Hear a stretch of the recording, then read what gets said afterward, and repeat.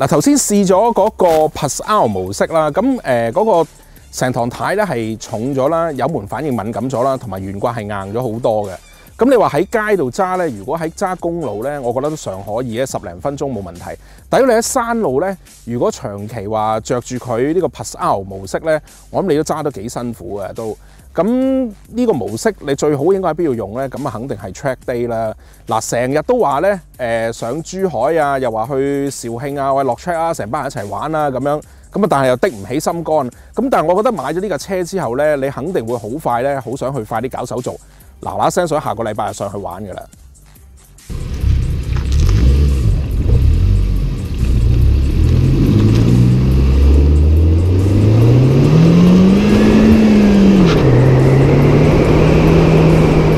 嗱 ，Civic 咧第一次配 Turbo 引擎啦，咁大家都好關心，喂，究竟佢嘅感覺會係點樣啊？咁嗱，我個人試過之後咧，覺得咧佢就冇大部分嘅歐洲 Turbo Hatch 嗰種2公升 Turbo 引擎嗰種拳到肉嗰種感覺嘅。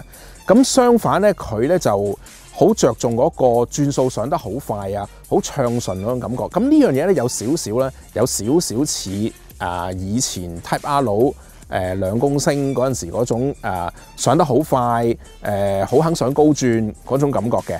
呢樣嘢我都幾中意嘅嚇。咁另一樣嘢，你會可能會問，喂，嗱個車頭咁大，又310匹，又 Turbo， 所有嘢質晒喺車頭，會唔會好重咁？我初咧未上車之前咧，我都見到個實物之後咧，我都好擔心呢樣嘢。嗱，但係揸落之後咧，發覺咧其實成部車咧出奇地好平衡嘅。個頭冇話好重嘅，咁呢樣嘢啊真係 show 到咧，真係本田嗰個懸掛嗰個調校功夫同埋嗰個車架嗰個做工個造詣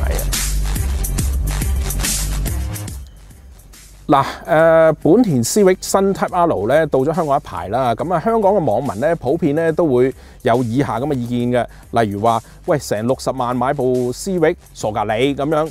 咁呢啲睇你真係見仁見智啦。嗱，因為咧其實咧新 Civic Type R 咧其實都相當之實用嘅。嗱，你睇下佢尾箱咧都大得好緊要嘅。你話咩擺 BB 車啊，咩擺單車啊，其實乜都得嘅。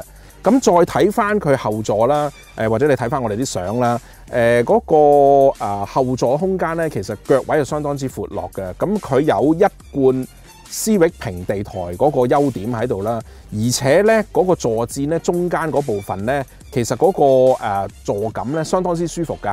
咁你唔會話，哎呀坐中間嗰個好辛苦啊，嗰個 pat pat 頂住好痛，絕對冇呢個問題。嗱，你可以去 showroom試試，佢中間嗰部分咧零舍彈，零舍舒服嘅嚇。